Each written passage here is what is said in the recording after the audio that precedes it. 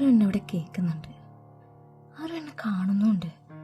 പക്ഷെ ആരാന്നുള്ളത് മനസ്സിലാവുന്നില്ല. ഞാൻ മൊത്തം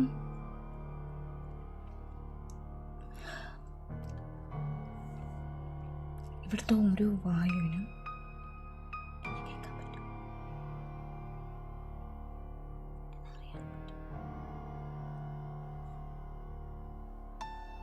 ഇപ്പം കണ്ടത് നമ്മളെ ചുറ്റുമുള്ള മനുഷ്യന്മാരുടെ കഥയല്ല കേട്ടോ. ഇതുപോലെ ശ്വാസം മുട്ടി ജീവിച്ചുകൊണ്ടിരിക്കുന്ന ഒരു 26 മില്യൺ ജനങ്ങളുടെ കഥയാണ്. അതും അങ്ങനെ ഒരു രാജ്യം, ഇത്രയും ആൾക്കാരിങ്ങനെ ശ്വാസം മുട്ടി ജീവിക്കുന്ന ഒരു രാജ്യം, നമ്മൾ ചിന്തിച്ച് നോക്കിയിട്ടുണ്ടോ? അത്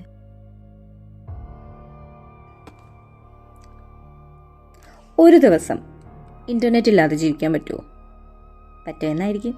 ഒരു ദിവസമല്ലേ, കുറേ ദിവസമായാലോ?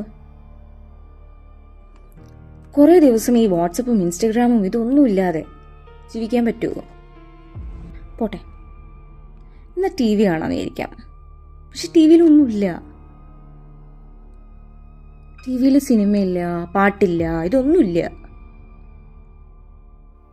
അപ്പം ടി വി വേണ്ട.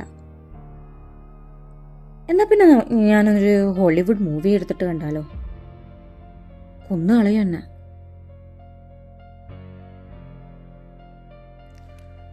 ലോകത്തിലെ ഏറ്റവും രഹസ്യമായിട്ടുള്ള രാജ്യം, പുറലോകമായിട്ട് വളരെ വളരെയധികം പരിമിതമായിട്ടുള്ള ബന്ധമുള്ളൊരു രാജ്യം, ഭരണവും നിയന്ത്രണവും ചേർന്ന് നിൽക്കുന്ന ഭരണ സംവിധാനം. പുറത്ത് നമ്മളെ ലോകത്ത് നടക്കുന്ന എന്തൊക്കെ കാര്യങ്ങളോ ഒന്നും അറിയാത്തൊരു ജനവിഭാഗം. ഇതാണ് നോർത്ത് കൊറിയ. നോർത്ത് കൊറിയയിലുള്ള ഈ മനുഷ്യന്മാരില്ലേ, അവർക്ക് ഒന്നും സംസാരിക്കാനോ എന്തെങ്കിലും അഭിപ്രായ വ്യത്യാസം പ്രകടിപ്പിക്കാനോ ഉള്ള അവകാശമില്ല. ഇങ്ങനെ അവരങ്ങനത്തെ ഒരു രീതിയിൽ സംസാരിക്കുകയോ അല്ലെങ്കിൽ അങ്ങനത്തെ എന്തെങ്കിലും ഒരു പ്രവർത്തനം നടത്തുകയോ ചെയ്തു കഴിഞ്ഞാൽ അവരുടെ ചുറ്റുമുള്ള ചുമരുകൾക്ക് വരെ ഈ പറയുന്നത് കാണാനും കേൾക്കാനും പറ്റും. അത് അവരുടെ ലീഡറിൻ്റെ ചെവിയിലെത്തുകയും ചെയ്യും. ഇനി ഇത് അറിഞ്ഞു കഴിഞ്ഞാൽ ഇവരടക്കം വരുന്ന ഇവരുടെ 3 തലമുറക്ക് വരെ വധശിക്ഷ വിധിക്കപ്പെടാൻ ചാൻസ് ഉണ്ട്. ഒരാളുടെ അഭിപ്രായ സ്വാതന്ത്ര്യത്തിന് ഹനിക്കുക. നമുക്ക് ചിന്തിക്കാനാവൂ? ഇല്ല. വസ്ത്രധാരണത്തിന്റെ കേസിൽ എന്തായിരുന്നു വെച്ചാൽ അവിടെ പറഞ്ഞിട്ടുള്ള രീതിക്കുള്ള ഡ്രസ്സുകൾ മാത്രം, ഭരണകൂടം പറഞ്ഞിട്ടുള്ള രീതിക്കുള്ള ഡ്രസ്സുകൾ മാത്രമേ ധരിക്കാൻ പറ്റൂ. നമുക്കിപ്പോൾ ഒരു ഹെയർ സ്റ്റൈൽ എടുക്കണമെന്നുണ്ടെങ്കിൽ ഭരണകൂടം കൊടുത്തിട്ടുള്ള കുറച്ച് ഹെയർ സ്റ്റൈൽസുകളുണ്ട്, അത് ഫോളോ ചെയ്യാം. അതല്ലാതെ വേറെ ഒരു രീതിക്കുള്ള ഹെയർ സ്റ്റൈൽ നമുക്ക് ഫോളോ ചെയ്യാൻ പറ്റില്ല. അവിടുത്തെ ഈ ലീഡറിൻ്റെ അതേ ഹെയർ സ്റ്റൈൽ നമുക്ക് ചെയ്യാനും പറ്റില്ല. ചെയ്തു കഴിഞ്ഞാൽ പിന്നെ അവിടുത്തെ പണിഷ്മെൻറ്റുകളൊന്നും തന്നെ നമുക്ക് എക്സ്പെക്റ്റ് ചെയ്യാൻ പറ്റില്ല. ചിലപ്പോൾ അത് വധശിക്ഷയായിരിക്കും, ചിലപ്പോൾ അത് കഠിന തടവായിരിക്കും. ലിറ്ററലി അവരെങ്ങനെയാണ് ഒരു മനുഷ്യനെ ടോർച്ചർ ചെയ്യുക എന്നുള്ള കാര്യത്തിൽ ബിരുദാനന്തര ബിരുദം എടുത്ത ആൾക്കാരാണ്. ഇനി ഈ രാജ്യത്ത് നിന്ന് അങ്ങോട്ട് ഇറങ്ങിപ്പോയാലോ, വേറൊരു രാജ്യത്ത് പോയാലോ എന്ന് വിചാരിക്കുകയാണെന്നുണ്ടെങ്കിൽ അതും അത്ര എളുപ്പമല്ല.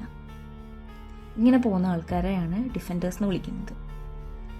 അവിടെയുള്ള ജനങ്ങൾ, അവർക്ക് ചിലപ്പോൾ അറിയണ്ടാവില്ല ഇങ്ങനൊരു പുറത്ത് ഇങ്ങനൊരു ജീവിതം ഉണ്ടെന്നുള്ളത് അറിയണ്ടാവില്ല. അവർക്ക് കളർഫുൾ ആയിട്ടുള്ള അല്ലെങ്കിൽ ഒരുപാട് വൈവിധ്യങ്ങളായിട്ടുള്ള കൾച്ചർ നമ്മളെ ലോകത്തുണ്ട് എന്നുള്ളത് അവർക്ക് അറിയണ്ടാവില്ല.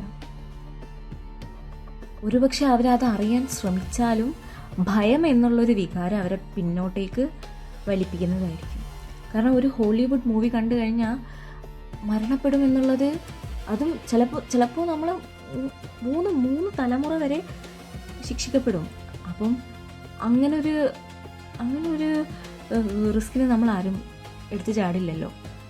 അപ്പം ഭയം അതാണ് അവിടുത്തെ ഒരു മെയിനായിട്ടുള്ളൊരു സ്ട്രാറ്റജി.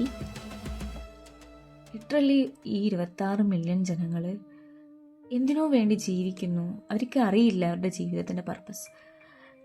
അവിടെയുള്ള ലീഡേഴ്സിനെ സേർവ് ചെയ്യാൻ വേണ്ടിയിട്ട് ജീവിക്കുന്നു.